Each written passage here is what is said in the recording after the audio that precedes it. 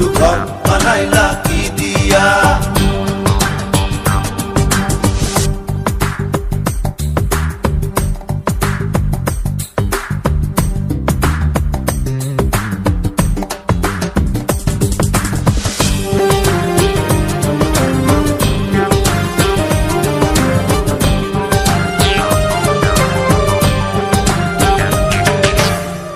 আমার রুহু আমার মাঝে নাই তো এখন গুরু, করতে হবে আজ থেকে হায় নতুন জীবন শুরু।